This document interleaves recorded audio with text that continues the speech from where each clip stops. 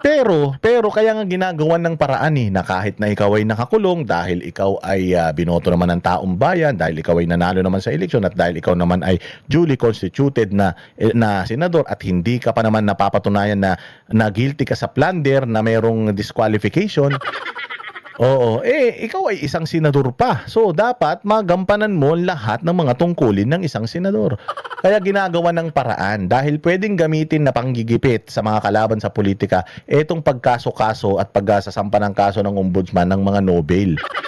Mahirap yun. Kaya nga, gawan ng paraan kung ikaw talaga concerned ka sa Senate, diba 24 man lang kayo, di naman kayo daan-daan katulad ng Congress na meron silang 300 yata mahigit na membro. Ayan, hindi masyadong malungkot kung mawawalan ka ng isa, dalawa, kahit 5. Hindi nyo mararamdaman kasi marami pa rin kayo. Pero yung 24 na lang kayo, babawasan mo pa ng isa, dalawa, 3, 4, 5. Putsang ina niyan. Malungkot na yan. Sa laki ng lugar na yan, wala na kayong makakausap niyan. Baka lalo kayong mabaliw niyan. So ginagawa ng paraan. So ayaw ninyo kapag ka senador pero pwede kayong magpa-work from home. So ipokrito ka. So ngayon ipinakikita nyo, is the Senate of the President working kahit na kahit na yung legislative duties ba niya ay nagawa ng Senado kahit na naka-work from home? If the answer is no, gago ka. Ba't ka nagpa-work from home? But if the answer is yes, kaya nga ginawa mong 2 araw yung work from home kasi yung unang nagpa-work from home ka, naging productive naman kayo, so ginawa mo pang 2, ginawa mo pang 3 araw, ibig sabihin, nagwo-work yung telecommute. Therefore, hindi nyo na dapat hinaharang yung petisyon ni Senator Marcoleta na makaboto lahat kahit nakakulong. Di ba? Tsangin yan. Hipokrito kayo, huling-huli kayo mismo. Sa sobrang takot ninyo, nagkakamali na kayo sa mga desisyon ninyo. Executive Committee meeting. And yeah, I gave instructions today to, actually yesterday and today, to our Sergeant at Arms na in the next few days, mag-network rin siya with our different intelligence agencies. Sabi ko nga, marami tayong intelligence agencies eh. Kanya-kanyang, in intelligence kasi kanya-kanyang, kanya-kanyang network yan eh. No? So we need to validate the information para alam natin na paano ang mga next steps natin. Style nyo, bulok. Sana talaga matuloy pa rin yung hearing na yan bukas ni Marcoleta. At kung hindi sila papasukin dyan sa Senado, dun sila sa labas mag-press con. Dun sila sa labas mag-conduct ng Senate Blue Ribbon Committee kasi sila yung legitimate eh. Sila talaga yung lehitimo. Hindi pa sila napapalitan bilang mga opisyales ng Senado dahil hindi pa naman nakakabuo ng majority na bago itong kabilang kulto. Sir, last on my part. Yung 18 Marines, are they suspect? Sila ba yung posibleng manggulo, sir? 18 Marines, I'm sorry, yung na nagpakilala natin. Yes, 18 bodyguards? Yes, sir, 18 Marines. Actually, yun ang... Diba? Talagang pinupush nila yung 18 bodyguards eh. Wala kayong mga utang na loob. Kaya nakakatulog ka ng mahimbing dahil sa mga sundalo na yan. Regardless if sila ay hindi na mga militar, pero the fact na nag-serve sila sa bayang Pilipinas, inalay nila yung kanilang buhay para sa kanilang serbisyo, dapat binibigyan nyo sila ng importansya. Bakit ba ayaw nyo gamitin yung 18 Marines? Okay, 18 bodyguards. So, sabihin na nga natin 18 bodyguards. The point here is, sinabi nila nagnakaw yung mga congressman tsaka mga senador na pinagdeliveran nila ng pera. Oh, anong tawag mo sa mga magnanakaw na mga senador? Senador pa din ba? Hindi naman nagnakaw yung 18 Marines na yan eh. Hindi naman sila nagnakaw. Wala silang kinupit. Wala silang pera ng gobyerno na dinispalko o ninakaw sa taong bayan. Yung ninanakaw ninyo ninanakaw ng mga ahensya ng gobyerno, ninakaw ni Zaldico at saka ni Martin Romualdez, hinahati-hati nila. Inutusan lang sila na mag-deliver ng pera. Ngayon, sasabihin nyo sa kanila, bakit hindi kayo nagsalita noon? Ang tagal nyo na palang ginagawa yan. Nagsasalita na nga sila ngayon eh. So, kung noon man o ngayon, parehas pa rin naman yun eh. Kung magsasalita sila noon, magsasalita pa rin naman sila ngayon eh. Sinasabi na nga nila ngayon eh, kung ano yung mga experiences nila, kung kani-kanino sila nag-deliver, ba't ayaw yung paniwalaan? Tas yun lang ang panglaban ninyo sa kanilang mga testimonya na hindi naman sila mga Marines. Okay, sabihin na nga natin, hindi sila Marines eh. Pero hindi rin sila nagnakaw sa bayang Pilipinas at nag-aakusa sila na si Erwin Tulfo, hinatiran nila ng pera. Na si Rapi, tawag dito, yan si Trillanes, hinatiran nila ng pera. Oo, na yung ICC daw ay galing sa flood control project scandal pera, kung ano-ano man yan. Yun ang dapat nating i-prioritize, hindi yung putyang ina, 18 Marines. No, 18 bodyguards. Regardless, bodyguards, Marines, whatsoever, meron silang sumbong na lehitimo. Meron silang mga pictures, ebidensya, mga chat messages, at meron silang ID. Sinasabi nyo rin na si Zaldico ang mastermind niyan. Meron silang ID na sila ay sangkot, na sila ay tao talaga ni Zaldico. Kung sakali mang kasuhan sila dahil doon sa pagdi-deliver nilang pera, ready din sila para lang matigil itong korupsyon sa bayang Pilipinas. Sigat yan, no? According to the NBI, it might be connected to them. So that's why, out of abundance of caution, we took these steps, no? Yung work from Huwag nyo nang papasukin lahat. Huwag nyo nang papasukin yan. Buong taon hanggang 2028, kung gusto nyo, huwag nyo nang papasukin yung Senado para safe na safe kayo. Sana all safe. home and heightened security measures para lang masigurado natin na hindi apektado yung mga empleyado. Sir, sorry. Hindi apektado yung mga empleyado. Apektado na nga yung mga empleyado dahil nangagaw kayo eh.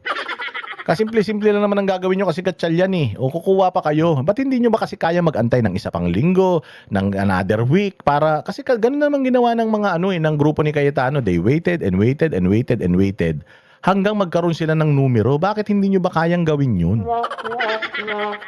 Kasi wala na kayong matakot, kasi wala na kayong maharas, wala na kayong lahat na ng mga natira dyan sa grupo ni Cayetano handa nang makulong para sa bayan. Diyos ko po. Wala, sirang-sira si Gatchalian dito. Utang inang yan. Wala ka nang kwentang senador. Sinira mo pa yung pangalan mo. Connected to them meaning sila mismo ang manggugulo? Yun ho ba yung nakuha natin information? Hindi naman ganun. Ang sabi ng NBI, it might be connected to them. Ano ibig sabihin nun? Wala. Charot. Alang kwenta. Walang hiya na yan. O ano ang masasabi ng ating Inday Sara patungkol sa mga issues na yan dyan sa Senado? Inday, ano masasabi mo? Gusto ko asarin mo si Claire Castro. Oo. Yung kaguluhan sa Senado ay nagsasalamin ng leadership ng administrasyon. Yung kaguluhan at kawalang direksyon ng ating bansa ay nagsasalamin ng kung ano yung klase ng leadership meron ang nakaupo sa palasyo at ng ating administrasyon. Kasi nga siya ang driver eh. Siya ang driver. Siya ang may hawak ng manibela. Yang Senado, yang Kongreso, yang Supreme Court at yung mga ahensya ng gobyerno, yaan yung mga parts ng sasakyan na dinadrive ng ating presidente. Ngayon yung buong sasakyan na yan, ang tawag diyan Bayang Pilipinas, at yung mga nasa loob niyan, yung mga nakasakay diyan sa sasakyan na yan na dinadrive ng ating pinakamahal na pangulo. Dahil lahat nagmahal kaya mahal eh. Yaan yung mga Pilipino, mga kababayan natin. Tayo yung nakasakay diyan sa sasakyan, at yung sasakyan na yan may mga parts yan, may mga moving parts yan para yung ating bansa ay madala kung saang lugar tayo dadalhin. Dadalhin ba tayo sa kaginhawaan? Dadalhin tayo sa kaabutihan? O dadalhin tayo sa bangin? Ganun yan. So kahit na makikita mo yan, nasa klase ng pagdadrive yan ng isang driver. Kung apak ng gasolina yan, mabilis maubos yung gasolina. Tama? Kung apak revolusyon ng revolusyon niya. Kung kaka-start pa lang ng makina, pinapalibutan ng chika bebot, mga kababayan. Nako, kaya pala ang galing nitong si Idol Rapi pagdating sa mga mag-aaway na asawa, mga kababayan. Nako po, ang galing pala niyang. Nako po, ang galing niyang ng babae pala, mga kababayan. Tila ba'y magmamagnet ng babae dahil sa kanyang, syempre, pera, mga kababayan. Matatandaan na isang Viva Max model din ang nagsiwalat sa isang interview kamakailan lang Correct. na malakas mag-tip ang isang senador na may R na initial at ang mga netizens ay inihuhula ang senador. Saan nga ba galing ang impormasyon na parang iimbitahin yata ni Senator Dante Yan, Marcoleta eto. ang Viva Max babe sa Blue Ribbon hearing? Tinanong ako ni Senator Erwin at that time kung ano ang magiging decision, and I told him na meron naman tayong security beef up in the Senate. If you notice, nag-beef up tayo ng security inside the Oo, Senate. nag-beef up ka ng security, pinatawag mo si ano eh. Pinatawag mo si John Vic Rimulya. Ipatawag mo ulit si John Vic Rimulya. O sabi mo, wag ulit siyang magsama ng mga ng mga tsuwari, mga cheerleader niya. Tapos harangin niya ulit yung mga pupunta diyan sa Senado para talagang nakakamangha siya.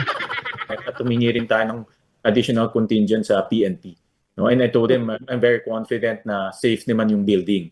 No? That's why tinuloy yung hearing at that time. No? And May threat daw. Dahil pumunta doon yung 18 Marines, may threat. Paano naging threat yung 18 Marines? Pagpunta dyan, ayaw nyo nga papasukin. Sinasabi nyo na iniimbita nyo sila. Iniimbita nyo sila sa meeting nyo. Unang-una sa lahat, puta meeting yan. Ba't ako aatin sa meeting ninyo? Tapos sinasabi ninyo na inimbita nyo sila dyan. Puta, papasok sila ng Senado. Ayaw silang papasukin ng Senado eh. Kung hindi pa bumaba si Robin Padilla para sabihin na hindi nyo dapat hinaharang yan kasi mga bisita ko yan. Karapatan ko ang tumanggap ng bisita rito at kung sinong gusto kong papuntahin dito bilang ako'y isang senador, eh dapat papasukin nyo yan. Kaya sila nakapasok, pucha yan. Ninaanyanyahan nyo sila tapos yung mga nandoon sa security ayaw silang papasukin. Ano yun? Tapos noong pababa na sila para pumunta dyan, nagsabi na sila na pupunta sila dyan. Anong ginawa ninyo? Sinuspend nyo yung hearing ninyo kasi pupunta kayo kunyari sa Mindanao dahil nagkaroon ng lindol doon. Anak ng tinapay, oh. Ginagawa nyong tanga yung mga Pilipino. Akala nyo hindi nakukuha sa camera yung mga nangyayari eh. hindi lang ako nakarinig yun. In fact, ang kausap niya yun si Senator Erwin at narinig din ng mga ibang mga senador doon. Wala man sinabing tama yan si Matibag eh. Kailan ba may sinabing tama yan? Lahat naman sinabi niyan puro kabulastugan. Diyos mio. And ang assurance ko naman sa mga senador na through our Sergeant at Arms, ready tayo for any eventuality. That's why tinuloy. No? Nagkaroon lang ng earthquake kaya maaga in-adjourn yung or maaga sinuspend yung hearing. And then at this Akala ko ba meeting ba't hearing? Ano ba talaga? Sabi nyo consultative meeting tapos ngayon naman sinasabi mo hearing. Walang hiya oh. Gulo-gulo kaya wala ka ng kilay eh. Ito literal na nagsunog ng kilay. Baka sa susunod katulad ka na ni Chis Escudero meron ka na ring tatong kilay ha. Chill lang magbayad sa GBills. Your bills in one app. Choose a biller, pay your bill.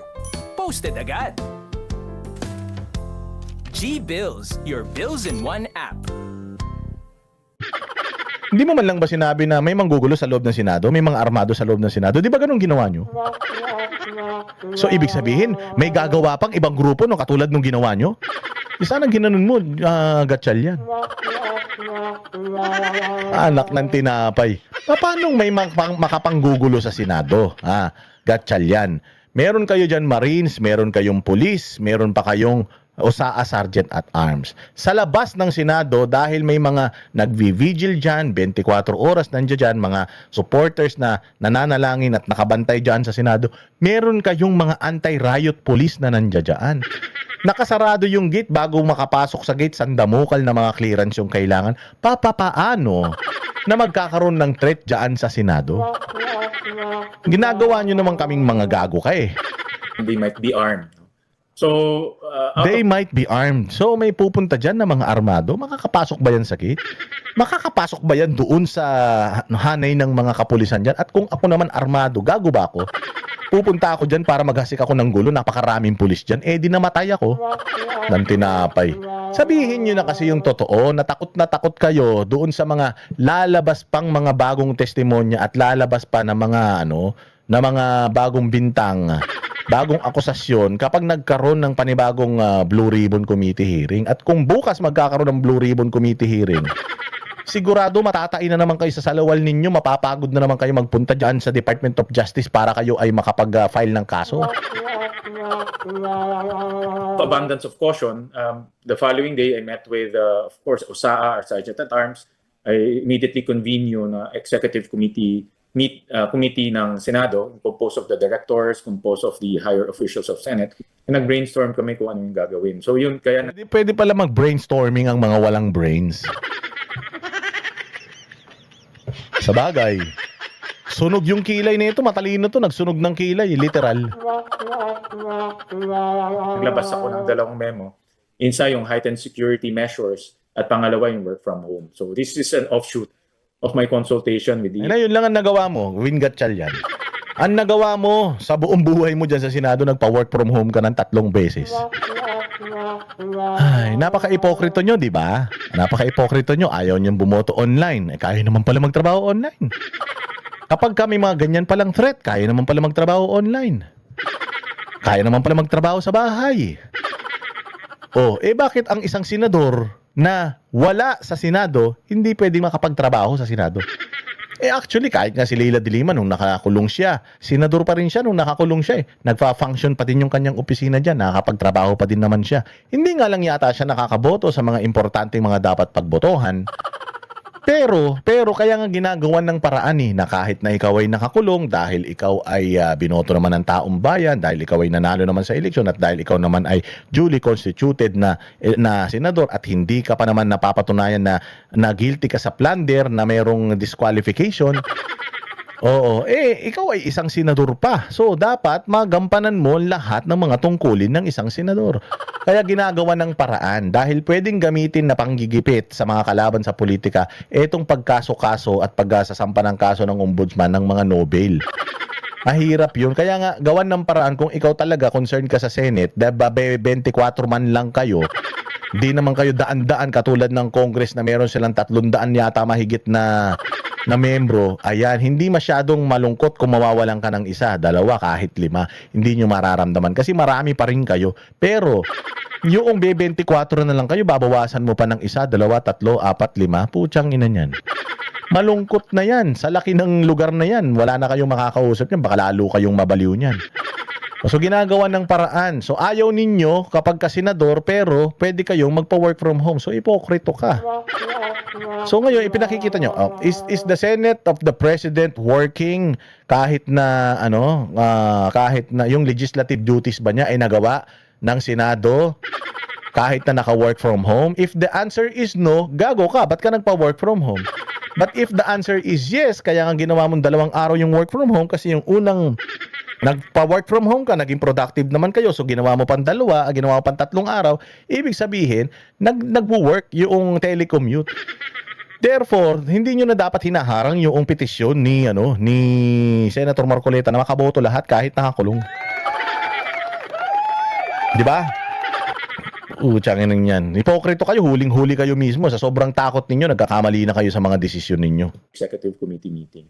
And I Go gave instructions today to actually yesterday and today to our Sergeant at Arms na in the next few days mag-network rin siya with our different intelligence agencies. Sabi ko nga marami tayong intelligence agencies Kanya-kanyang in intelligence kasi kanya-kanyang kanya-kanyang network yan no? So we need to validate the information para alam natin na paano ang mga next steps natin. Style nyo, bulok. Sana talaga matuloy pa rin yung hearing na yan bukas ni Marcoleta. At kung hindi sila papasukin dyan sa Senado, dun sila sa labas mag-press con. Dun sila sa labas mag-conduct ng Senate Blue Ribbon Committee kasi sila yung legitimate Sila talaga yung lehitimo. Hindi pa sila napapalitan bilang mga opisyales ng Senado dahil hindi pa naman nakakabuo ng majority na bago itong kabilang kulto. Sir, last on my part. Yung 18 Marines, are they suspect? Sila ba yung posibleng manggulo, sir? 18 Marines, I'm sorry, yung 18 na nagpakilalang bodyguards? natin. Yes, sir. 18 bodyguards? Yes, sir. 18 Marines. Actually, yun ang... Diba? Talagang pinupush nila yung 18 bodyguards Wala kayong mga utang na loob. Kaya nakakatulog ka ng mahimbing dahil sa mga sundalo na yan. Regardless if sila ay hindi na mga militar, pero the fact na nag-serve sila sa bayang Pilipinas, inalay nila yung kanilang buhay para sa kanilang serbisyo, dapat binibigyan nyo sila ng importansya. Bakit ba ayaw nyo gamitin yung 18 Marines? Okay, 18 bodyguards. So, sabihin na nga natin 18 bodyguards. The point here is, sinabi nila nagnakaw yung mga congressman tsaka mga senador na pinagdeliberan nila ng pera. Anong tawag mo sa mga magnanakaw ng mga senador? Senador pa din ba? Hindi naman nagnakaw yung 18 Marines na yan Hindi naman sila nagnakaw. Wala silang kinupit.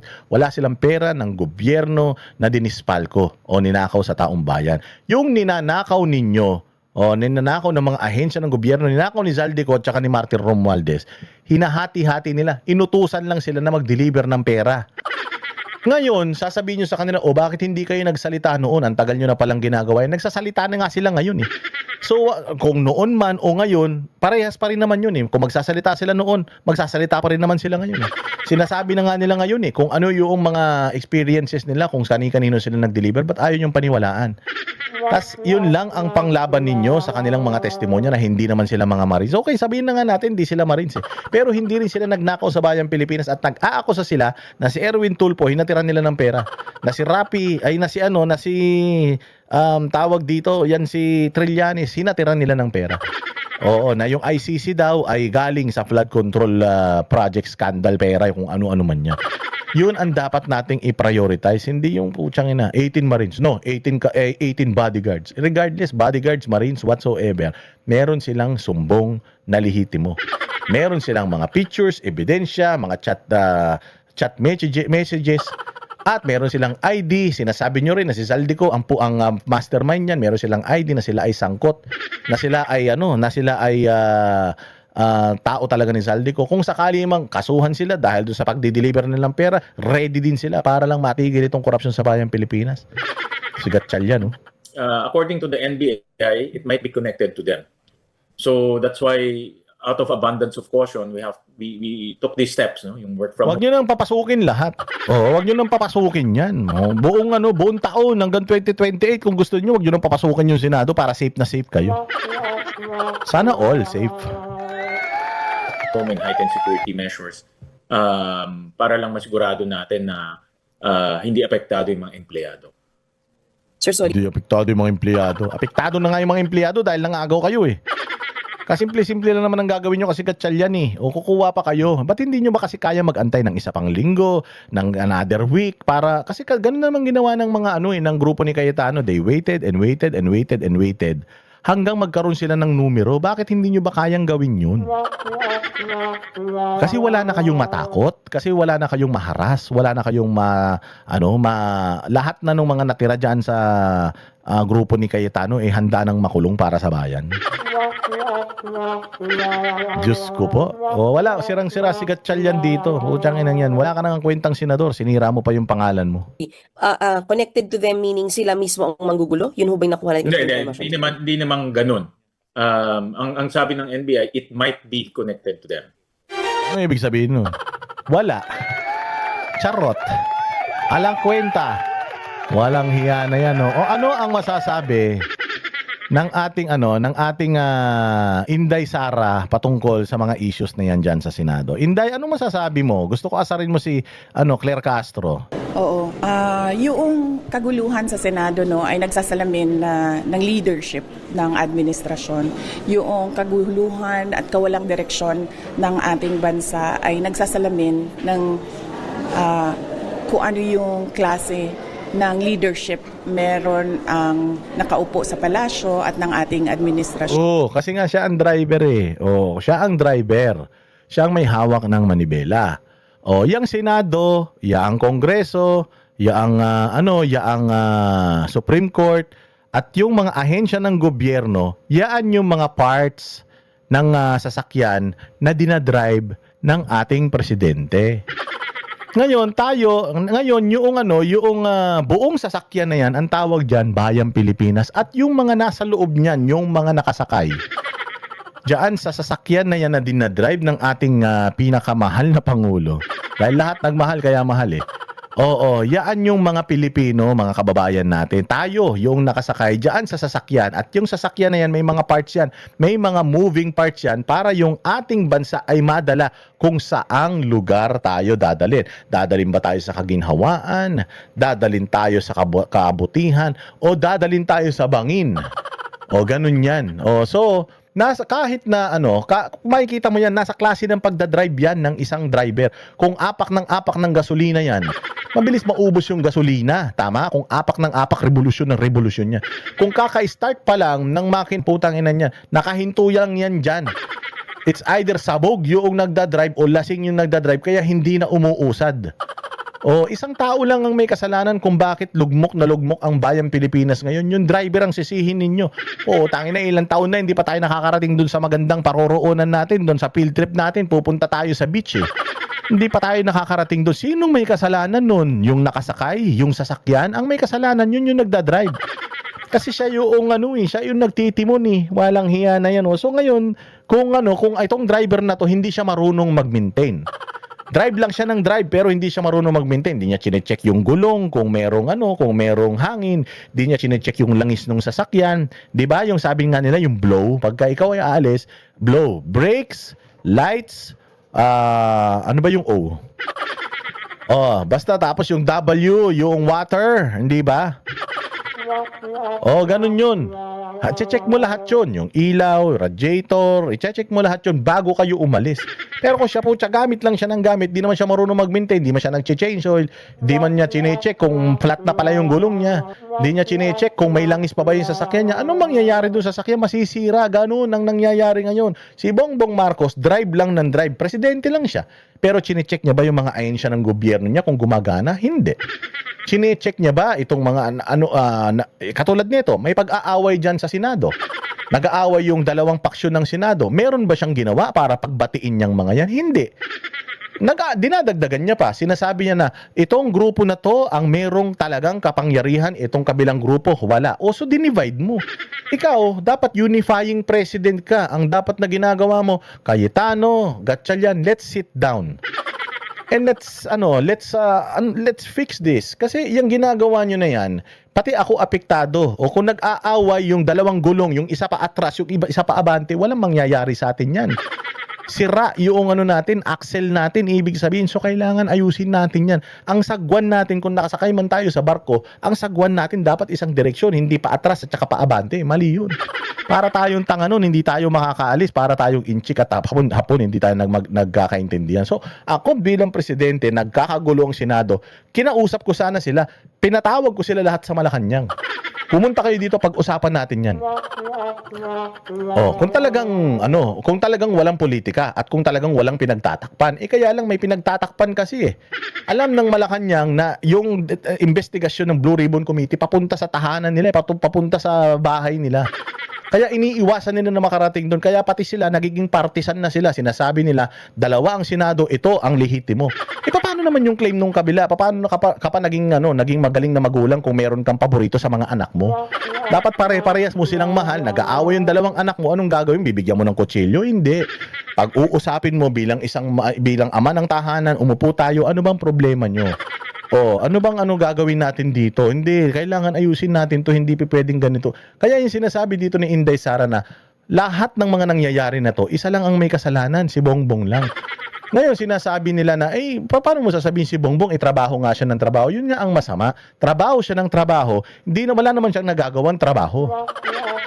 Tapos ang masama nito, para siyang ama ng tahanan na aalis lang ng bahay para magtrabaho. Hindi niya man chine-check yung mga anak niya kung okay ba sila, may baon ba sila, enough ba yung kinikita niya, may pambayad ba ng kuryente, may pambayad ba ng tubig, may ulam pa ba mamaya, may baon ba. Basta ang importante, pumapasok siya sa trabaho, sumusweldo siya, kung magkano yung sinusweldo niya, ibibigay niya yun, kulang o hindi, wala siyang pake, basta nagawa niya yung trabaho niya. Ganun lang naman ginagawa ni Bongbong eh. Wala namang ginagawa si Bongbong para para ayusin talaga itong bayang Pilipinas to in a sense na i-check niya isa-isa eh. Kita mo, negative 15 yung kanyang approval and trust rating kasi putsang inang yan, sa lahat ng pagod siya yung walang natatapos. Oo, maniwala ka. Kung binigyan mo siya ng walis para maglinis ng bahay, pud na yung walis, putang ina, dumi pa rin ng bahay. Ganun siya kawalang kwentang trabahador. Dahil lahat naman ng tao nagre-recognize sila ng kung ano yung direksyon ng isang leader. Pero kapag wala yung direksyon, wala yung vision, ay nagkakanya-kanya talaga ang mga tao. Yan yung nakikita natin hindi lang sa Senado, but sa buong bansa. Sa dalawang Senate President, si Ending Gatchalian at si Saenz kanina. Kita nyo kung gaano katalino si Inday Sara. Kita nyo kung gaano kapata si Inday Sara. Alam naman ni Inday Sara na yung kabilang side, kinakampihan siya. Pero ayaw naman niya maging obvious katulad ni Claire Castro at ni Bongbong Marcos na talagang sasabihin nila na, hindi, itong Gatchalian ang kinikilala ng Malacanang. Diba? Bobo. Ito si Inday Sara, tinanong siya tungkol dyan. Political yan eh. Senate yan eh. Meron ba siyang say sa Senate? Executive sila eh. Kung executive ka, wala ka dapat say dyan sa nangyayari sa co-equal branch mo. The best thing that you can do is to unite them, but hindi mo sila pwedeng pakialaman. or utusan or at the most maging diktador ka para diktahan sila kung ano yung dapat nilang gawin. Anong sagot ni Inday Sara dito kung sa dalawang Senado, sino ang kampi niya?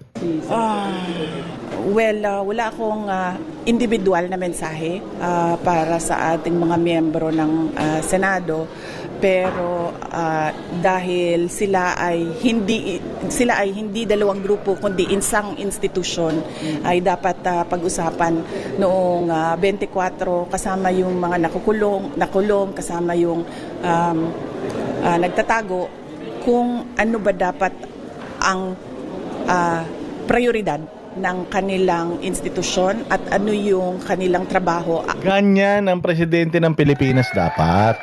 Nung tinanong sana si Claire Castro, anong posisyon ng Malacanang at sino ang kinikilala ng Malacanang, medyo sana naman kahit papaano, nagpa-hard to get man lang sana sila. At sinabi nila na, actually, isang bahay man lang yan.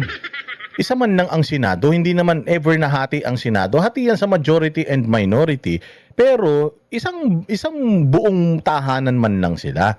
Kaya dapat pinag-uusapan nila yan. Wala kaming kakampihan kung sino ang tama sa kanila. They have to address it on their own because problema nila yan. At yung problema na yan, ang masasabi ko lang, iresolbahin na nila kaagad. Because if hindi nila yung re-resolbahin kaagad, magkakaroon yan ng malaking dagok sa ating ekonomiya, sa balanse ng bayang Pilipinas. So, yun lang ang gagawin, ang masasabi ko dyan.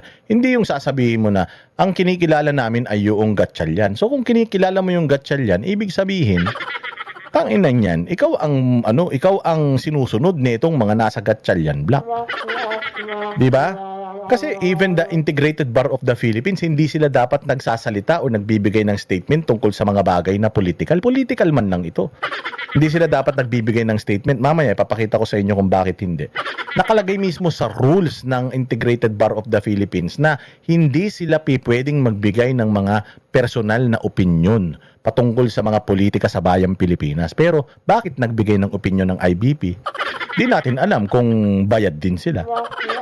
O baka may kinakatakot sila na baka masilip din sila, di natin alam. Pero bilang isang presidente ng Pilipinas, presidente ka ng buong Pilipinas, hindi ka presidente ng Luzon lang, Visayas lang at Mindanao lang. Presidente ka ng buong Pilipinas. At kung ikaw ang presidente ng buong Pilipinas, ikaw din ang presidente ng Senado.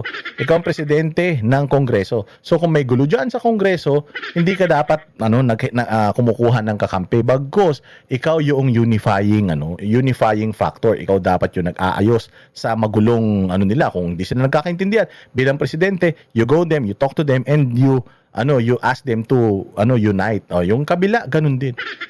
Kausapin mo sana si Gatchalian tsaka si Cayetano para i-unite mo silang dalawa.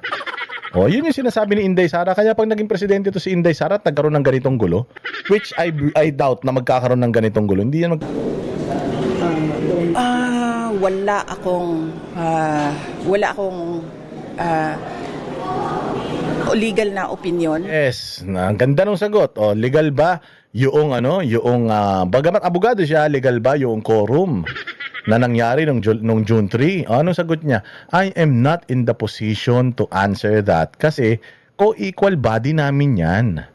Hindi ko pwede sabihin mali at tama ito si ganito kasi the only way para malaman natin kung mali o tama is through Supreme Court. Ang nag-i-interpret ng batas ay Supreme Court lang, walang iba. Kahit Congress at Senado ang gumawa ng batas, only the Supreme Court interprets those laws.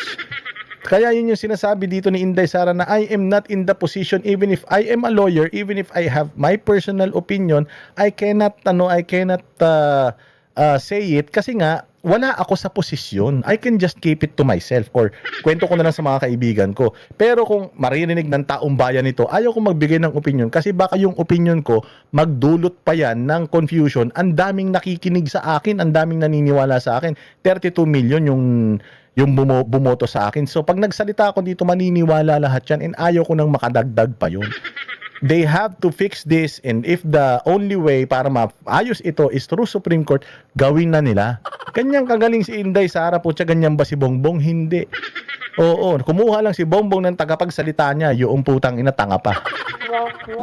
Sa mga pangyayari, mas mabuti sana kung meron o masasagot ng Korte Suprema kung ano ba talaga ang i-recognize at ano ba dapat ang ways forward ng ating Senado.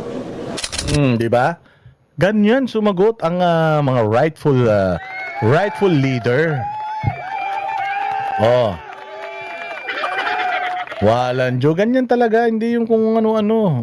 Ayun, lumindol 'di ba sa Mindanao? Ano na ang mga nagawa ng ating Vice President patungkol diyan sa mga lindol o mga nasalanta ng dilubyo diyan sa Mindanao? Pasok. Pong response ng Disaster Operations Center ng Office of the Vice President at ng Satellite Office, Southern Mindanao Satellite Office ng Office of the Vice President ay yung pagpapadala ng kalusugan food trucks namin noong panahon ng search and rescue sa mga nawawala at mga biktima ng malakas na lindol. Pinadala namin sa Gensan yung food truck at sila yung nagluluto ng hot meals para sa mga first responders at mga rescuers doon sa mga nag-collapse na mga buildings. Ang sumunod ay yung mga rice food bags na binibigay namin doon sa mga pamilya na nagburol at naglamay ng kanilang mga kamag-anak na namatay dahil sa lindol. At ang susunod naman ay yung pagbibigay namin ng food and non-food na mga boxes para doon sa mga tao na na-displace dahil sa lindol. Dito na yung mga bisita ng mga affected sa lindol sa Sarangani ulit dyan sa Yes, oo. Kanina umaga galing kami sa Cotabato City, hindi dahil sa lindol, kundi meron kami mga activities doon para sa OVP Satellite Office ng BARM. So, ginawa namin yung distribution ng rice food bags namin sa iba't ibang sektor doon sa isang barangay sa Cotabato City. At meron kaming binuksan na extra plus ordinary OVP exhibit doon sa isang paaralan para ito sa dagdag kaalaman ng ating mga elementary and high school students para sa kung sino-sino ang ating mga vice presidents dito sa Pilipinas. At ang sumunod ay yung pagbisita natin sa probinsya ng Sarangani para doon sa mga namatay at na sugatan o injured na nasa hospital. Ganon din dito sa General Santos City, yung task ko is yung pagbisita sa mga pamilya ng namatayan at doon sa mga nasugatan dahil sa lindol. Mabuti pa si Inday nakabisita na sa mga nasalanta tsaka sa mga namatayan. Yung presidente natin, Diyos ko po, palakad-lakad doon. Nagpunta dyan sa eskwelahan sa Quezon City. Pucha nga, nagpaikot-ikot dyan. Hindi niya alam kung ano yung priority hindi ba? Nagkaroon ng dilubyo doon sa Mindanao. 2 araw na nakakalipas. Ang unang-unang ginawa niya, bago siya magpunta dyan, pumunta muna siya sa schedule niya dyan sa eskwela. Pwede naman hindi muna puntahan yun Pwede naman niyang puntahan sa ibang araw yun hindi ba? Pinuntahan niya sana yung mga nasalanta. Hindi. Pagdating doon, nagtingin-tingin lang na ganun. Tapos nagpa-interview lang. Tapos patawa-tawa pa.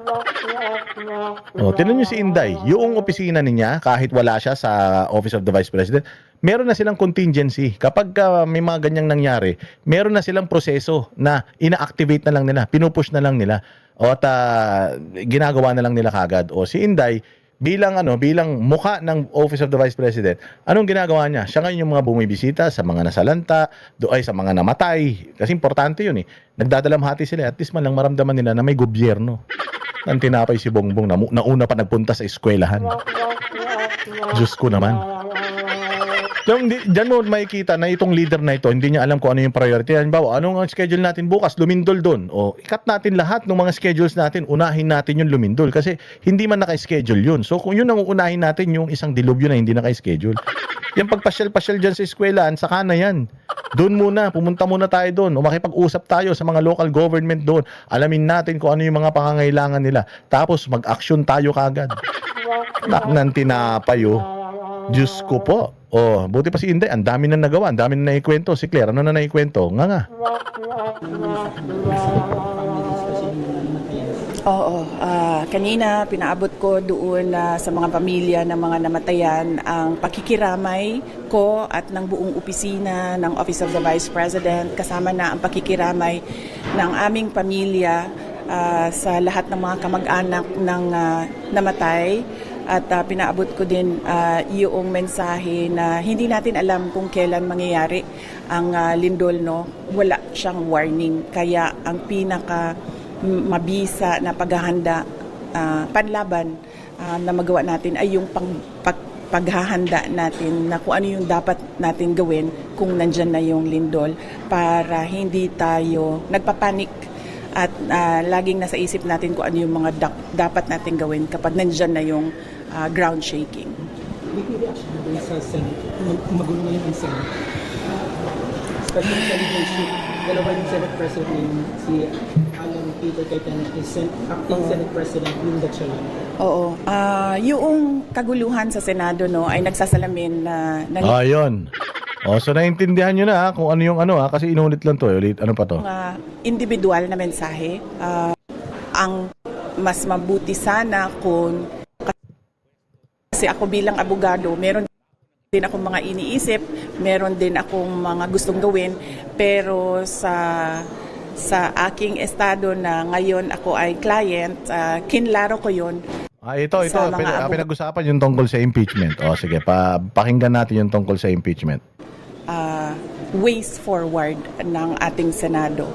Dito nalalapit na yung impeachment trial sa Senate. Ano comment? Wala naman ako. Ang preparation, ang paghahanda ng impeachment trial ay iniwan ko na sa mga abogado. Sinabihan ko na rin sila na susunod na lamang ako sa kung ano yung desisyon ng mga abogado. Kasi ako bilang abogado, meron din akong mga iniisip, meron din akong mga gustong gawin, pero sa aking estado na ngayon ako ay client, kinlaro ko yon sa mga abogado na gawin nating maliit lang yung team para madaling makapag-usap at kung ano yung sa tingin nila pinakatama at pinakamabisa at pinakamagaling na paraan ng kanilang defense ay susunod lang ako bilang kliyente nila. Last ng VP. Ala ka, oy. Pwede mo ba sabihin kung sino ang ano mo?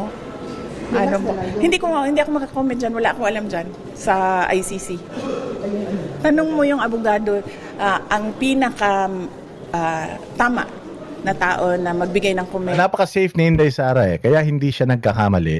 Kasi iniisip niya muna bago siya sumagot sa mga bagay-bagay. Hindi katulad nito ni Claire Castro na bobo. Ang tanong ng mga tao, paano si Alan Peter Cayetano? Siya pa ba ang Senate President? Bakit si Senate President Cayetano nakikita din natin na pumapasok sa Senate, nakikipag-usap sa mga tao, sa mga empleyado. Sinabi pa nga niya na kung gusto nila, ay mag-co-signatory na lang daw siya sa mga sweldo kasi si Senator Gatchalian yata ay nagpipirma din ng mga sweldo. Pero si Senator Gatchalian, Senate pro tempore yung sabi niya na halal siya by 12 votes. Yes. Pero ginawa siyang acting president dahil daw sa kanilang mga session ay wala naman silang Senate president. So, sino ba talaga ang Senate president, Attorney Neil? Kung ako tatanungin niyo, ma'am, it's still Senate President Cayetano. Opo. Because he was the one elected with yung quorum of 13 plus, kasi more than 13 sila that time, and was elected also with 13 members, which is in full compliance with the majority vote of all members' constitutional requirement. Yeah, because under the Constitution, Yes. to be elected Senate President, It is required that the Senate President must acquire a majority vote of all the members of the of Senate. all the members, meaning 24 24 members. senators, yes Right? po. Because naghalal po tayo ng 24 senador. Hindi naman po tayo naghalal ng 22. Kaya ang sinasabi ko sa konstitusyon na all members, ay yun pong opisina ng senador na kung saan may umupo o nakaupo. Hindi po ba? Kaya po, kahit wala si Senator Bato de la Rosa at nasa jail si Senator Jinggoy Estrada, ay senador pa rin sila sa bilang under the Constitution. Yun, tama po ba, Attorney Neil? Yun po ibig nyo sabihin? Suspension na hindi ka na makabalik. Yes, plus yung suspension po is different from expulsion as a member of the Senate. Yung sino po ang pwedeng mag-expulsion? Yung ano lang po, senators themselves, that is a constitutional provision Yes, po. kagaya sa House, in-expel nila si Kiko Barsaga. Yes. Yes, Ganun they have po their yung own rules procedure. Yes. for suspension or expulsion. Yes. So, hindi ba yung automatic operation of law? Di ba? Yes. Hindi naman yun automatic na pag na-filean ng plunder ay suspended agad. Di ba? So, ang sinasabi dun sa batas ay preventive suspension at kakaiba po ito kasi senador. So, ang senador po ay nasa ilalim po ng hindi lang Constitution, kundi sa rules ng Senado. Yes. At ang rules ng Senado lamang ang pwedeng mag-expel ng isang Tsaka, wala namang vacancy, hindi po ba? Kasi Yes. buhay naman po silang dalawa.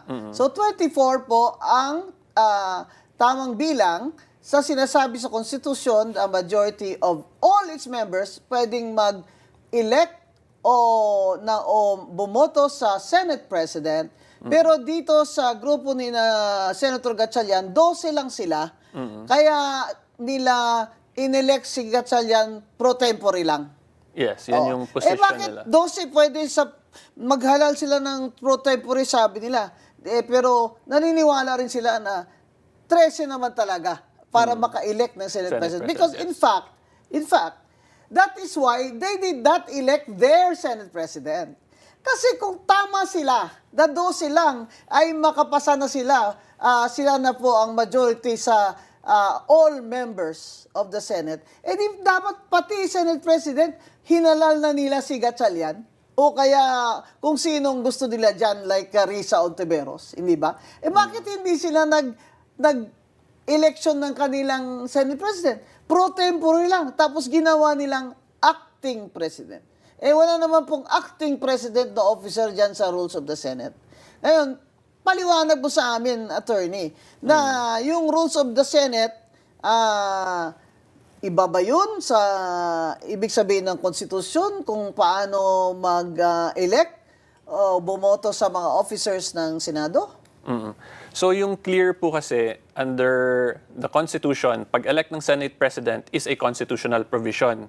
Ang pag-elect naman ng Senate President pro tempore is based on the internal rules of the Senate.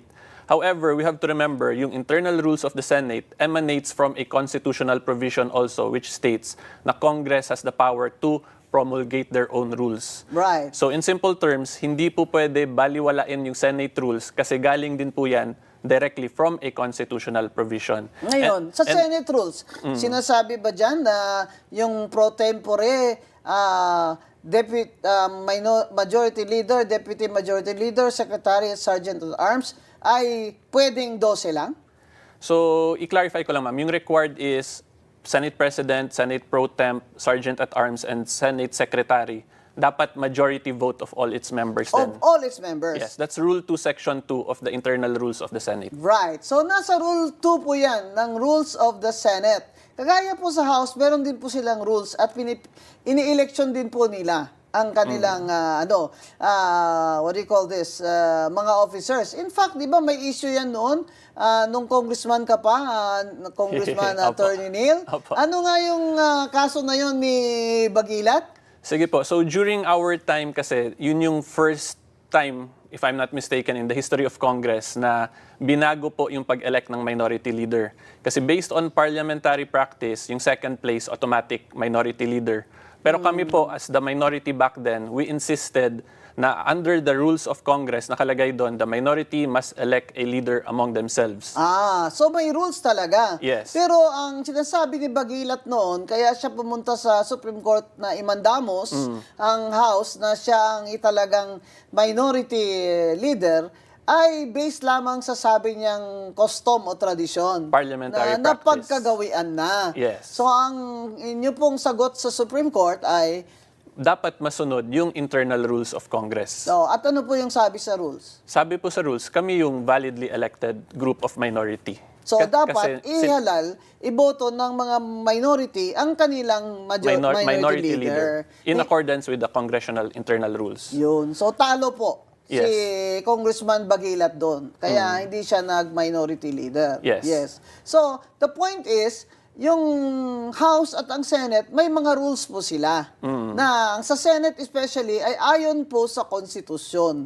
Okay? So, ang sinasabi naman nila Gatchalian, Risa Ontiveros, Black, ay hindi naman sinasabi sa konstitusyon na majority of all ang pro tempore at ibang officers. Kaya walang duda na pwede itong 12. Kaya sila nag-take over. Diba? Kasi sabi nila, may quorum sila dahil yung dalawa, isa na wala na, hindi makita. Pangalawa, si Jinggoy ay nasa Detention. jail. Oo. So sinasabi nila, 12, hindi 13 ang quorum.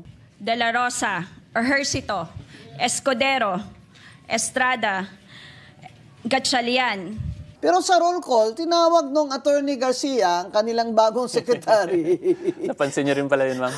Tinawag niya rin ang pangalan ni Senator Bato de la Rosa at ni Senator Jinggoy Estrada. Ibig sabihin, the records of the Senate and their new secretary has already made it of record na yung dalawa na yan ay senador pa rin sila at kasama sila sa roll call at kasama sila dapat sa bilang ng quorum. Yes. Hindi po ba? Of all Pero members. binaliwala lang nila yon. Basta sinabi nila na 12 na lang kasi 22 na lang. Di ba? So, they declared all positions vacant and they elected Gatchalian, Pro temp. their own secretary. And then may problema sila. Wala silang Senate President. Kasi ang sa konstitusyon na nagsasabi ng majority of all. Di ba? So, kahit sila, tinatanggap nila yun. Na ang majority of all ay 13. Hindi ba ba? Yes. Kaya lang sinasabi nila na hindi naman sinasabi sa rules na ng konstitusyon na ang pro tempore ay kailangan majority of all din. Di ba? Ang sinasabi ni Senate President Cayetano, to which you agree, Yes. na ang Senate President ini-elect, ang pro tempore ini-elect kagaya ng Senate President. Yes. Hindi po ba? Kasi nasa rules naman ng Senado Senate, yes. na ayon sa Constitution, it's never been questioned before. Never been questioned before except now.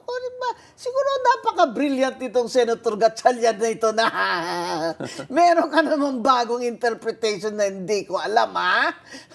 Ito, pabago-bago tayo dito ng ruling na Supreme Court pag nagkataon, ha? Pero palagay ko, ang layo naman. Ang layo naman ng gusto mo, Senator Gatchalian at Senator Risa, na ang majority of all ay 12. Abay, yun nga, kahit grade 2 marunong naman ng 50% of 24 is 12. So, plus 1, ang majority ay 13. So, ngayon, may problema sila, Attorney Neil. Kasi wala silang Senate President, di ba? Kung ang pro tempore mag-acting Senate President, ano ibig sabihin yan? Well, yung kailangan po talaga maintindihan dyan is under the Senate rules itself, kung hindi pa po na-elect validly yung replacement ng isang Senate President, the Senate President is still the continuing in his capacity as Senate President. Teka mo. So, nasa rules Teka din po muna, yan actually ng Senator Senate. Gatchalian, hindi ka President. Sabi mo, acting President ka lang. In the first regular session of the 20th Congress is hereby called to order. Mahirap po mag-acting, alam nyo. Ayaw ko yung mga acting na yan eh. Pero sige, pagbigyan na kita. Pro tempore ka lang, sabi mo rin. Ngayon, sino ang Senate President nyo? Diba? Kasi hindi naman papasok sa meeting nyo si Alan Peter. Dahil siyempre sabi ni Alan Peter, bogus kayo. Diba? Sinasabi nyo rin bogus si Alan Peter. Ba't hindi na lang kayo mag-elect ng Senate President nyo? Kasi nga, 13 kailangan nyo under the Constitution. Hindi naman na alam nyo. You may think we're stupid, but we're not that stupid. Di ba? Senator Gatchalian naman. You're the plastic king. You're a businessman. You know how to count money. Oh, how come you don't know how to count what the number of majority of all senators means? Ngayon, ito, you have a problem because you also agree that the Constitution says that Senate President has to be elected by a majority of all 24. Oh, kaya hindi kayo nag-elect. Pero ito sabi ko nga, Attorney Neil. Tignan nyo kung gaano to ka-illogical tong grupo ni Gatchalian at ni Risa Ontiveros. Naniniwala din kayo na ang konstitusyon nagsasabi na 13 dapat ang majority para mag-elect ng Senate President. Diba? Kaya hindi kayo nag-elect ng inyong Senate President eh. Diba? That's why hindi kayo nag-elect. Ayun. You mean to say, ang Senate President na kailangang i-elect by 13 votes ay pwedeng ma-dissolve by 12 votes? Oh. Nasaan ang logic dyan sa mathematics sa Senator Gatchalian? Ang posisyon na pwede lamang i-elect by 13 votes, pwedeng ma-dissolve or vacant by 12 votes? Oh, Senator Gatchalian, Risa Ontiveros, Ping Lacson, and you, Erwin Tulfo, not only have to shape up your mathematics, you really have to check your logic. Because hindi naman ho kami maluloko eh. Eh kung hindi ang Senate President, sinong pipirma ng mga check-in nyo? Sabi ko, Neil. Kaya nag-offer na lang si Senate President Cayetano na mag-co-sign na lang kami